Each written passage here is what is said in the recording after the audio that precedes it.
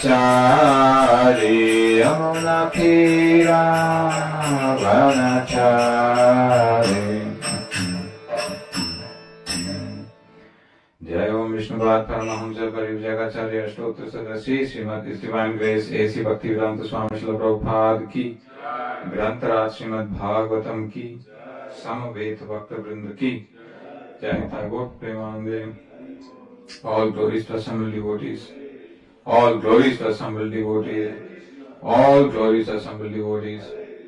All glories to Sri Guru and Gauranga. All glories to His Divine Grace, Srila Prabhupada.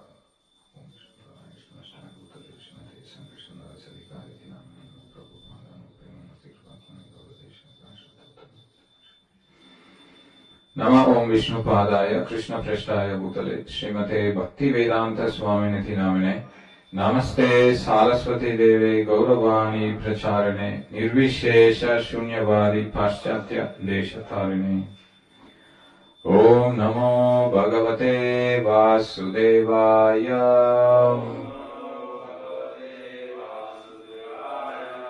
Om Namo Bhagavate Vasudevaya.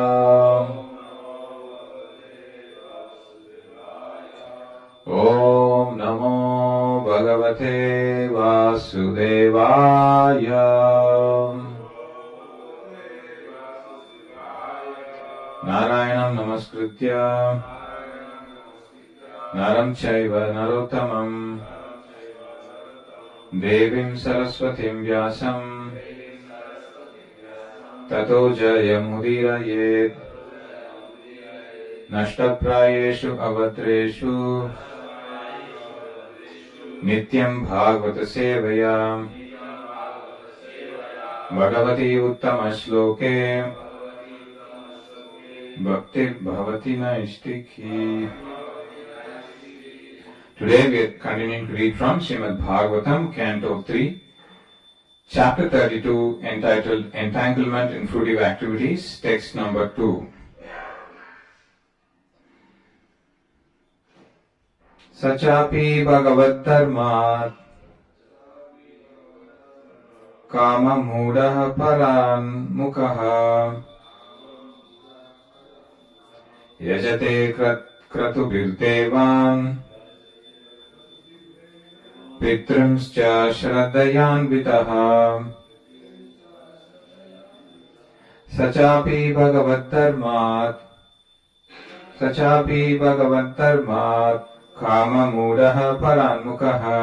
Kama Mudaha Paranmukaha Yajate Kratubirdevan Pitrumscha Shraddhayanvitaha. Sachapi Bhagavad Kama Mudaha Paranmukaha Yajate Kratubirdevan Pitrumscha Shraddhayanvitaha.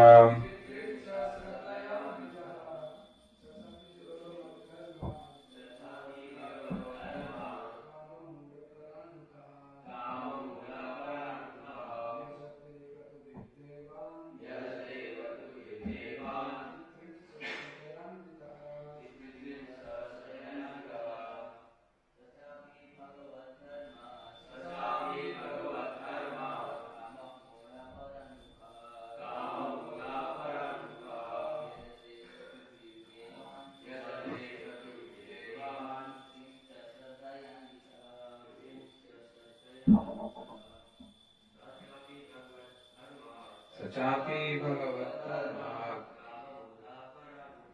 Kama Mudaha Paranmukaha Yajate Kratubirdevan Pitrumscha Shraddhayanvitaha.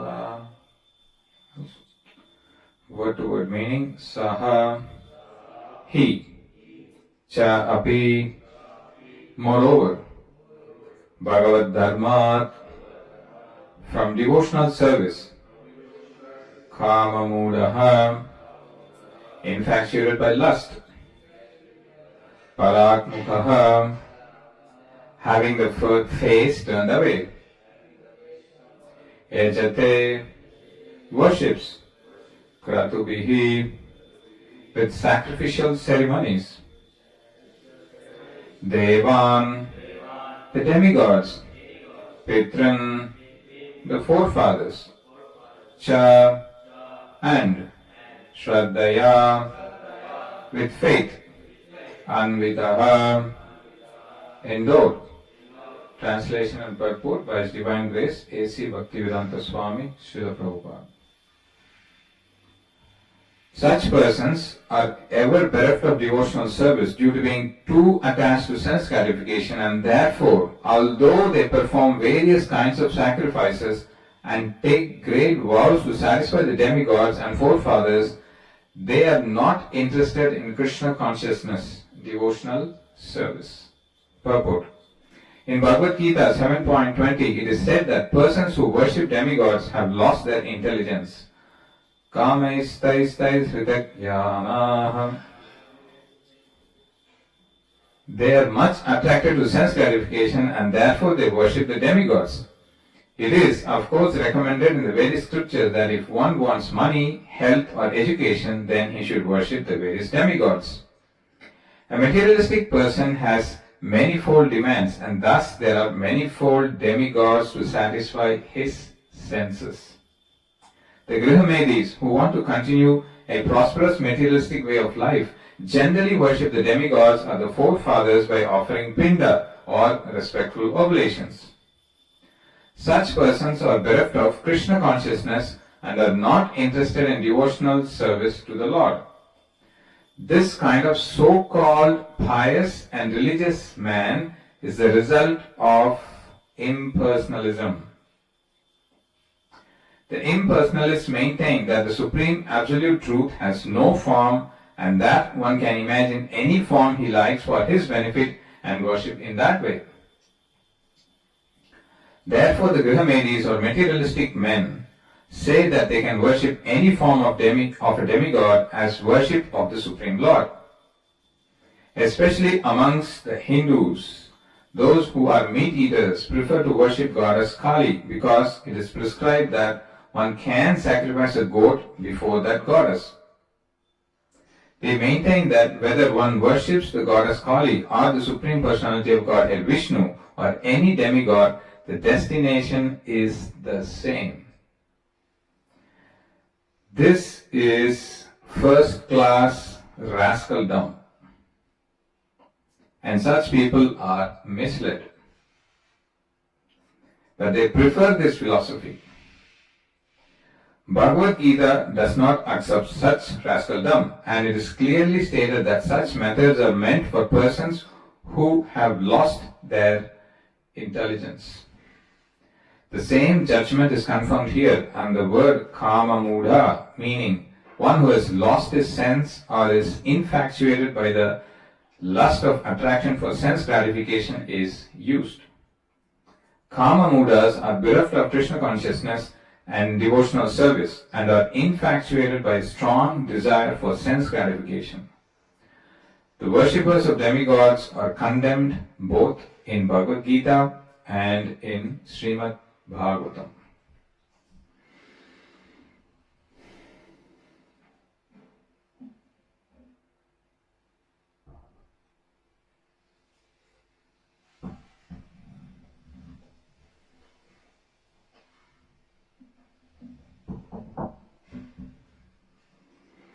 Omajnanatimirandasya jnananjanashalakaya chakshurummilitam yena tasmai Shri Gurave Namaha.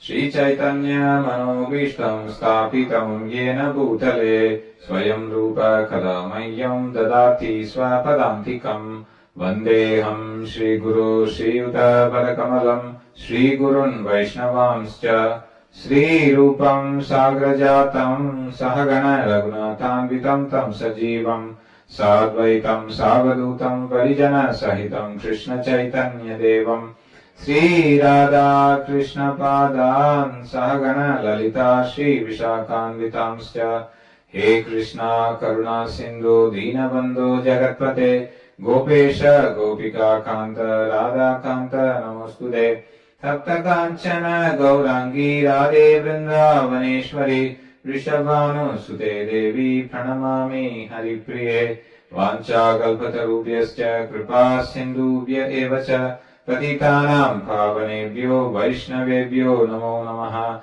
Jai Sri Krishna Chaitanya Prabhu Nityananda Shri Advaita Gadadhar Srivasadi Gaura Bhakta Vrinda. Hare Krishna Krishna Krishna Hare Hare Hare Rama Rama Rama Hare Hare. Hare Krishna. We are continuing our discussion in the Samvad between Mother Devahuti and Lord Kapila. Having described the entanglement of the living entity and the miseries in birth and death, the strongest entanglement being in the family life which is not directed towards Krishna consciousness, and that is the term that Prabhupada uses is Griha Medi. So this verse today talks about people with such consciousness. So what is that consciousness was discussed in the yesterday's class, where Lord Kapila begins. The person who lives in the center of household life derives material benefits by performing religious rituals, and thereby he fulfills his desire for economic development and sense gratification. Again and again he acts in the same way. So the consciousness in which the person is performing the ritual and what is the benefit that he's trying to get from the ritual are all described in verse 1. It is basically directed towards economic development. So you follow the rituals, which is the rules given in the scriptures, which is the dharma. Then you accept the result that comes from it, which is the artha, wealth.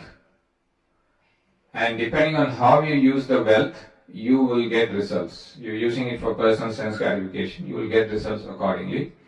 And the same wealth can be used for devotional purposes, for spiritual purposes. So depending upon how the wealth is used, the result is produced. All of this depends upon the consciousness of the person who is handling it. So this is the consciousness of a person who is living, who thinks that the household is everything. I need to perform religious rituals because that's his center. He is using Vedic rituals to support his desires. In one of our previous discussions, in the degrees of association of devotees were discussed, and there this point was brought out about how some have the sense enjoyment as a main and they use Vedic scriptures and others to support that. So for them they are the center, and their sense enjoyment, the sense enjoyment of their family, that's the center, and they are using Vedas to fulfill their material desires. And because they are getting results in this way, they are acting again and again in the same way.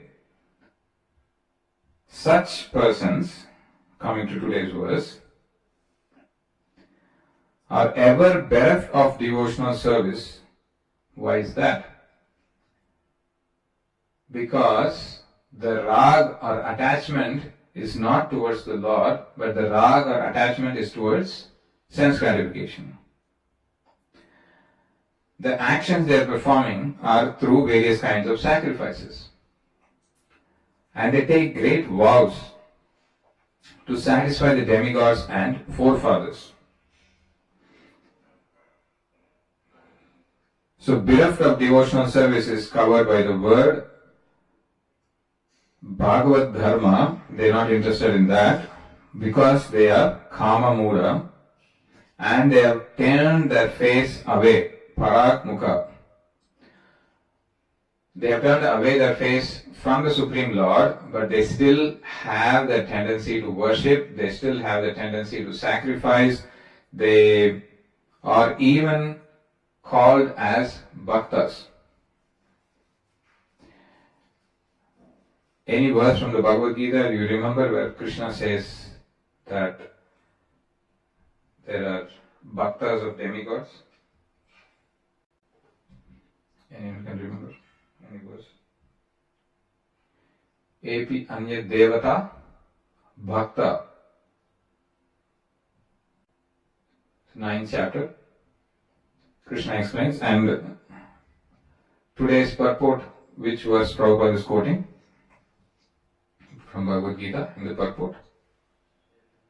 7.20.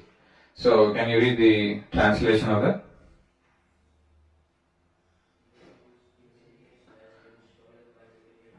Those whose intelligence have been stolen by material desires.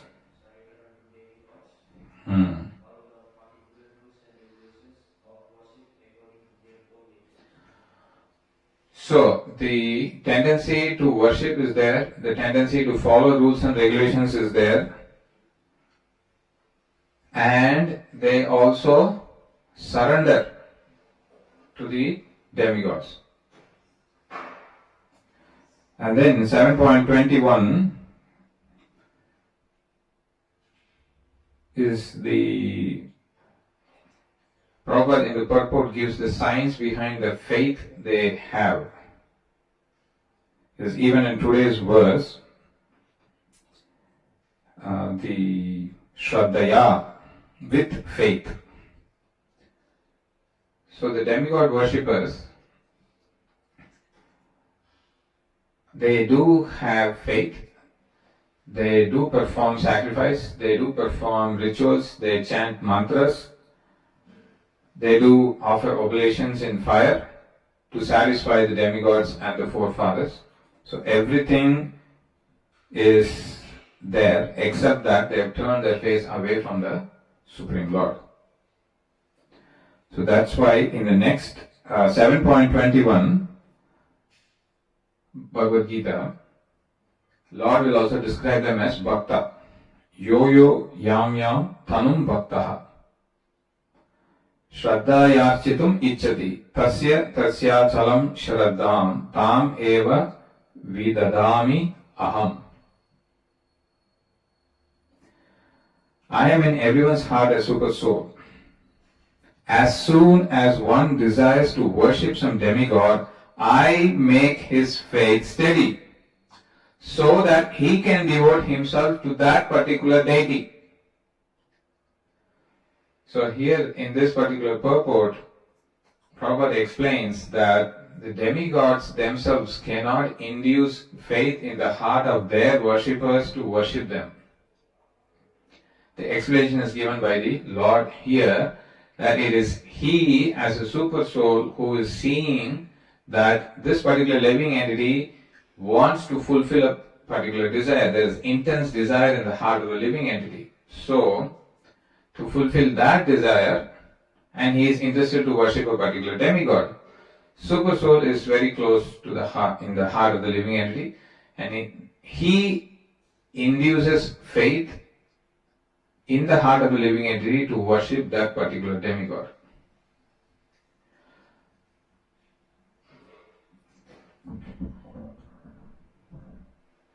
Endued with this particular faith, along with the consciousness which is colored by lust, as Mataji was describing yesterday, she was giving the bulb example covered by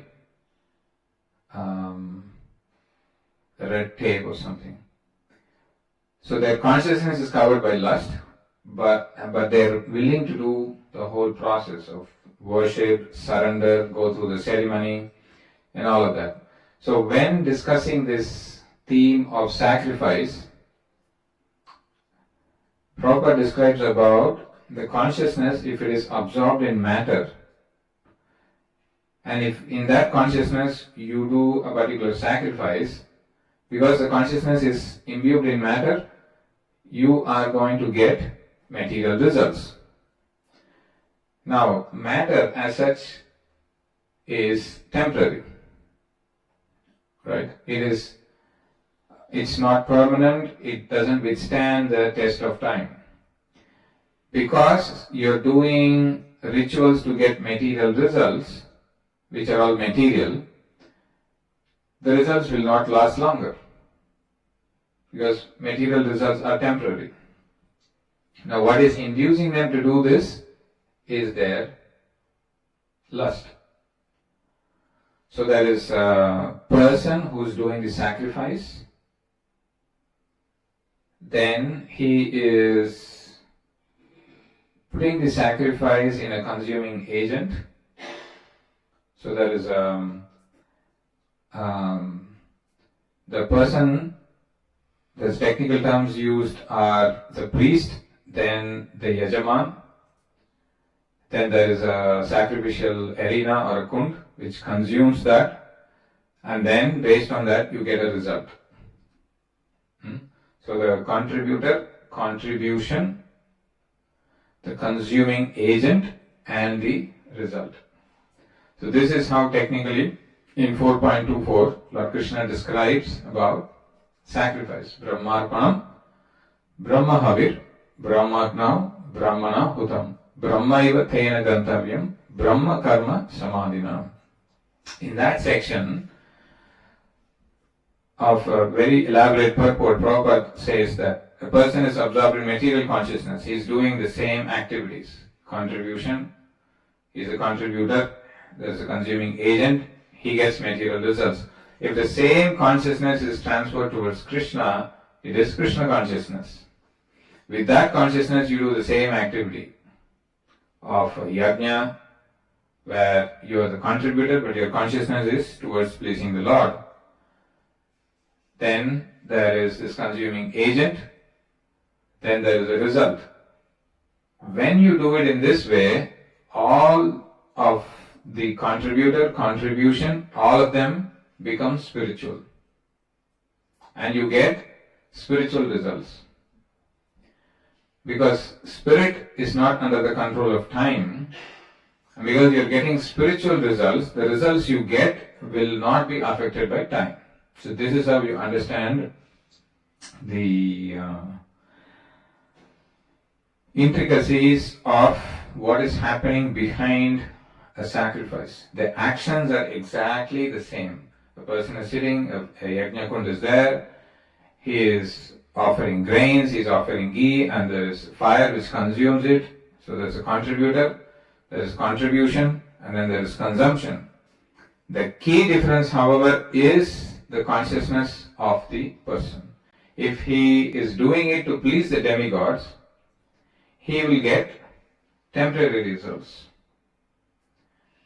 But if he is doing it to please Lord Krishna, he is going to get eternal, devotional results.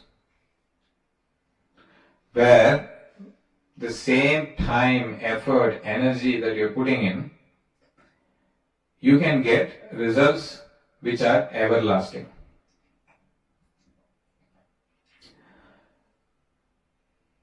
Having understood the tattva behind the sacrifice and the mentality and the consciousness, the purport and the verses which are being quoted in the purport seem to be heavily condemning the worship of demigods.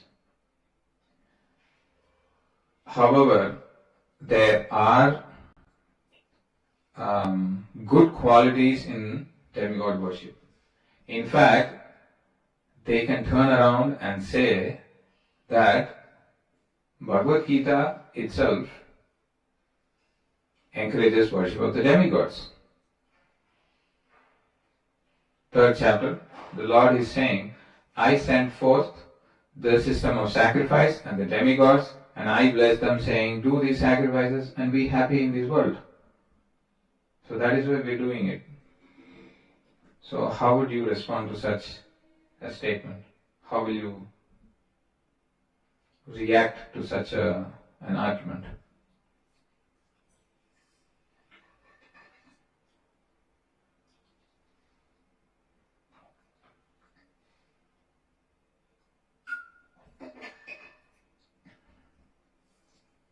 thoughts? Any ideas? It's okay, no problem.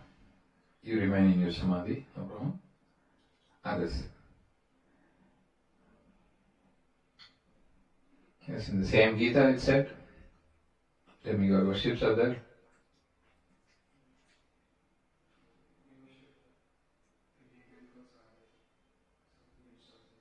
So we worship demigods as the limbs of the Supreme Lord. Okay, one good point.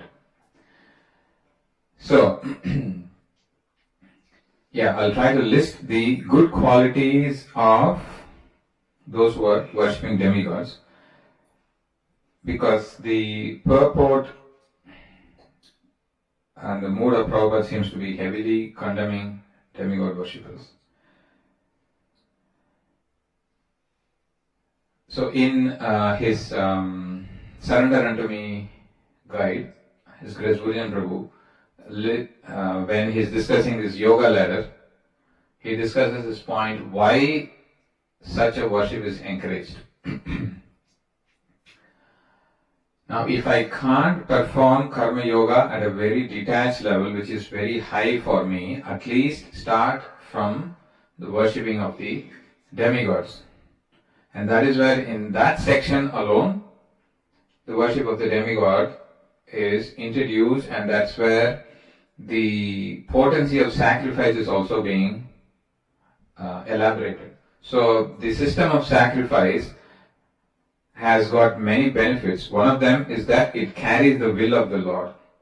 The Lord sent forth men, demigods, and the system of sacrifice so that His will for the creation, why did He create this entire universe, is to make sure that the living entities fulfill their desires, and at the end they come back to Him.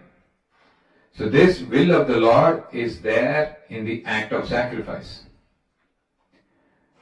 So this is one side, which is the spiritual side. Now what is the material side is, I want to fulfill material desires. So sacrifices are designed in such a way that they will fulfill your material desires, but you're doing it under the guidance of, under the authority of Vedas.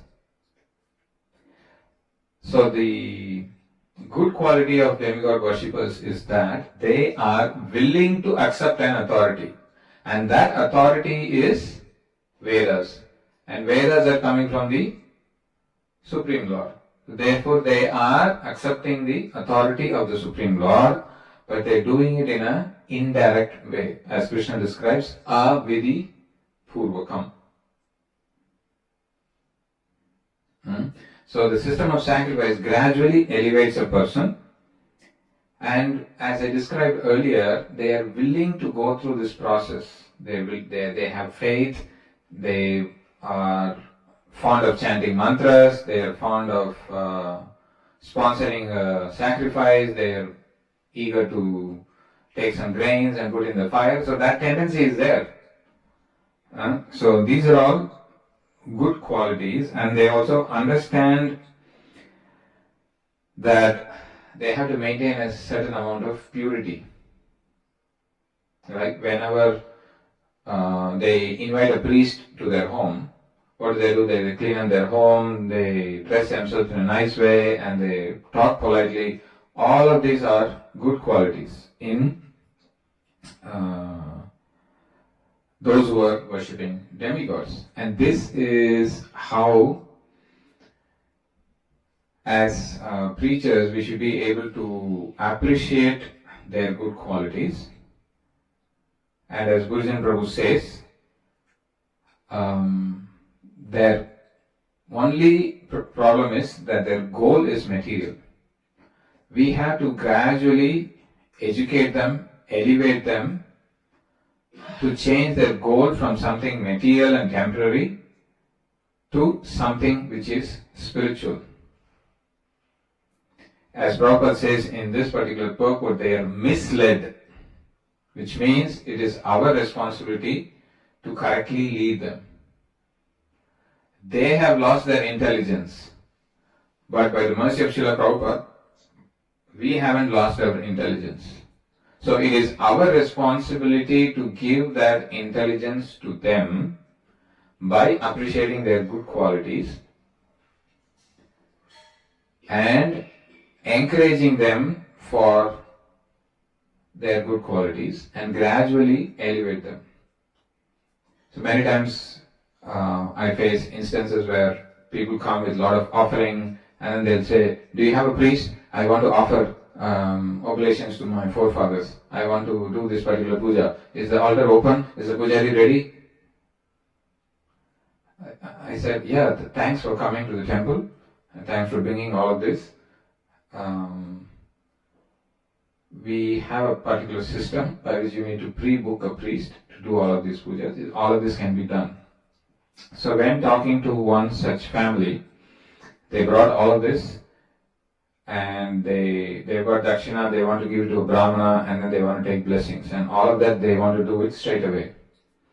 So understanding their urgency, I just encouraged them to wait and then I took a chance, went upstairs and one of the pujari was just walking down to do his puja and then he had few minutes of time so he took the offerings and then they told the name of their family member, of their forefathers and then their gotra and all of that was taken and it was given. And then after their anxiety was all done, I just spoke to them. I said, this can be done in a nice way where you're able to tell us in advance, we will do a proper puja so that your forefathers will get eternal benefits. And you as a person who are doing it, because you're doing it in front of the Lord and because you're offering Vishnu Prasad, the garland offered to the Lord and His Prasad to your forefathers, you get benefits and they also get benefits. And this benefit is not material, it is eternal. You get many-fold benefits of doing this. Now what do they offer for forefathers is this water and then the grain and all of that. These are all this water and the grains, they represent the 5 elements.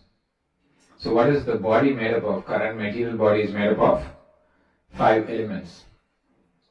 Because your father and mother gave you the body which you are carrying, it is your duty to offer that back to them when they pass away.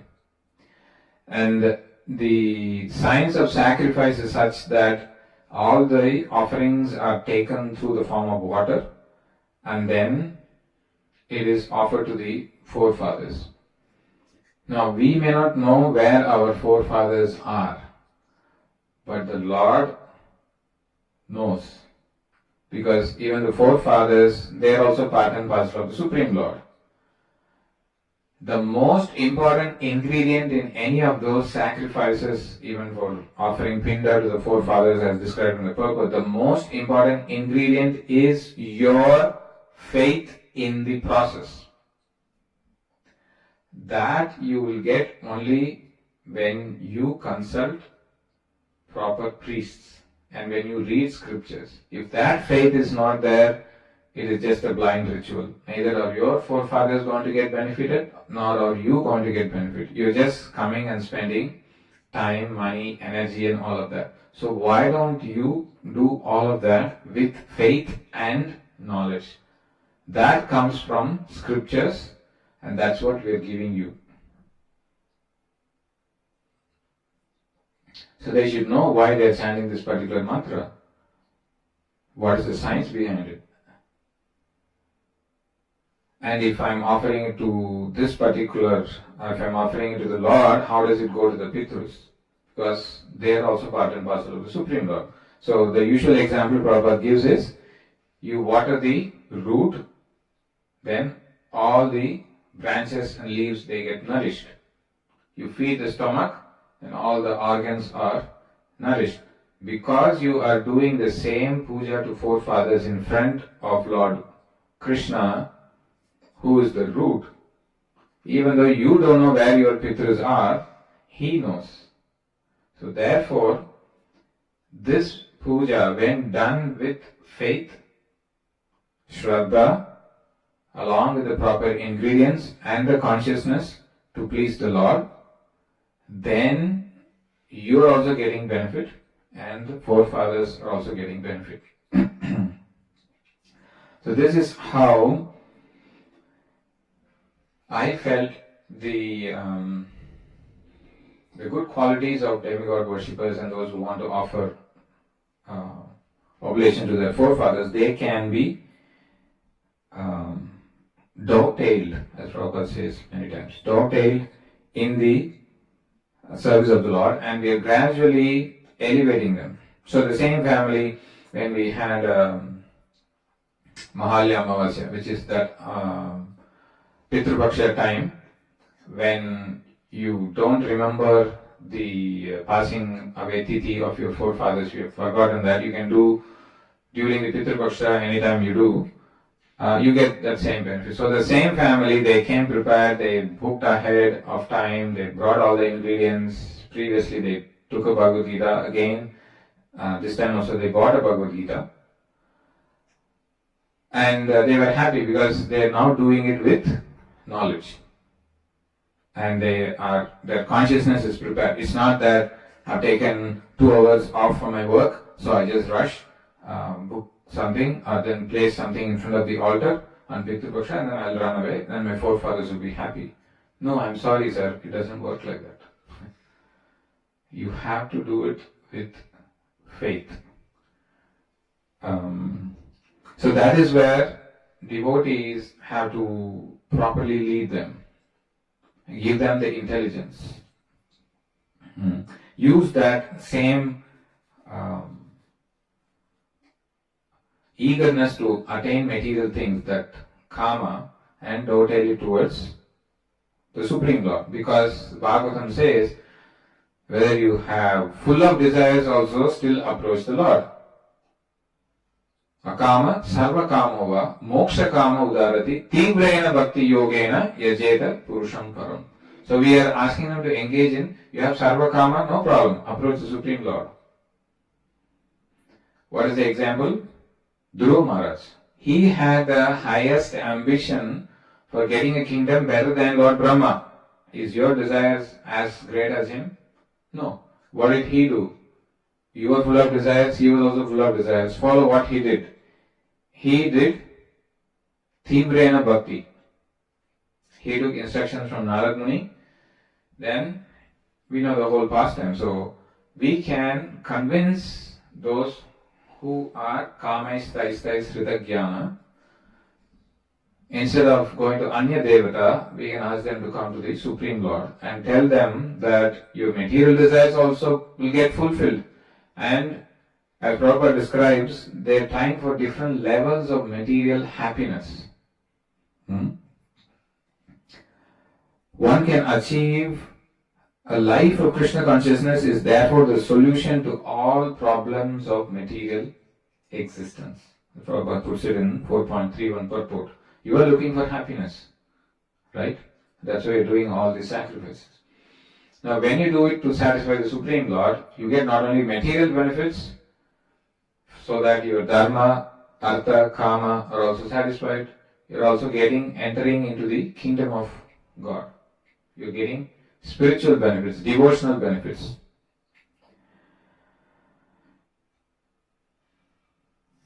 Now in terms of Bhagavad Gita, we have Phalastutiya of Bhagavad Gita, where when a person reads the 3rd chapter of Bhagavad Gita, he is able to deliver a lot of his forefathers. So we can encourage them in that way. You're coming to do this particular Pindadan to fulfill or to deliver your forefathers. So here we have Bhagavad Gita, you have the time. Why don't you read some sections of chapter 3? If not today, at least some other day. Now that you have come here to the temple to do this sacrifice, along with that, do this so that you are getting benefited and the forefathers also getting benefited. Now, will I get elevated to heavenly planets if I read Bhagavad Gita? Well, the Lord says you will get more than that. So in the Falastuti of the 18th chapter, there will be a conversation between Mother Parvati and Lord Shiva. And in that conversation, Lord Shiva will describe a conversation between Lord Vishnu and Indra. So Lord Vishnu will be telling that why this particular living entity or particular devotee of his is enjoying in the heaven. And he'll point to Indra and then he'll say, this particular devotee of mine was reciting the 18th chapter. And that is why he is able to enjoy this opulence. He recited 5 shlokas from 18th chapter. And because of that activity, he attained the results of all sorts of pious activities and yajnas and enjoys many years as the king of heaven. And then he will attain my abode as well. So when Lord Indra hears this, then he starts to read the 18th chapter. And then that Indra goes back to Vaikuntha. Then he feels that the happiness in the heaven is tucha compared to the happiness that he is getting in Vaikuntha. So this, I felt, is one way of educating those who want to worship demigods to go to heaven.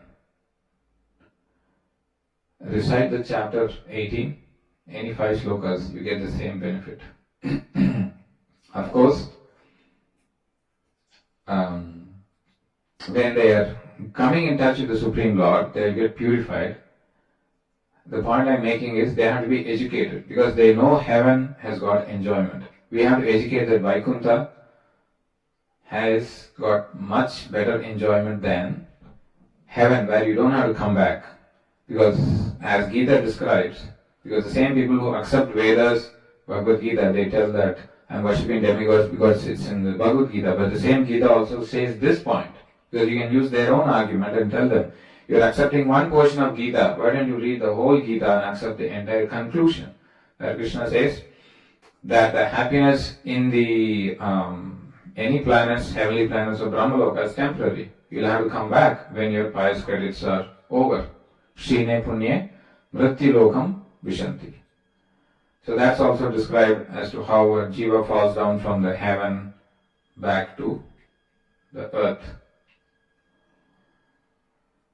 So, by educating people, by giving them that exposure to Bhagavad Gita and giving them the knowledge about what is happening behind the sacrifice and what is the change of consciousness, and then they elevate change their goal from something material to something spiritual. So the same activity, same energy, same effort, same time, but you get devotional, everlasting results. So this is how I felt we can tap into the piety of demigod worshippers and gradually bring them to Krishna consciousness. I'll end here and see if there are any questions, comments or corrections.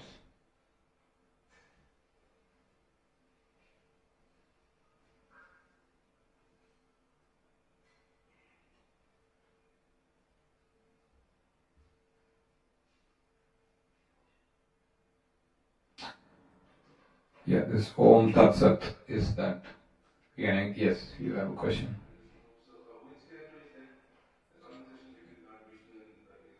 It's not in Bhagavatam, it's in Gita Mahatmya. Mahatmya of chapter 18. Yeah, the point I forgot to mention is about the chanting of the Om, how a lot of them are interested in chanting the mantra Om. Lord says that that's Him. And then when you do a sacrifice with this three words, Om Tat Sat, then you get the eternal benefit. So we can encourage people who want to chant mantras and want to do sacrifices. You chant these three and finish the sacrifice, then you get eternal benefits. Okay, there are no questions. We'll conclude here. Grantaraj Srimad Bhagavatam ki jai, Srila Prabhupada ki jai.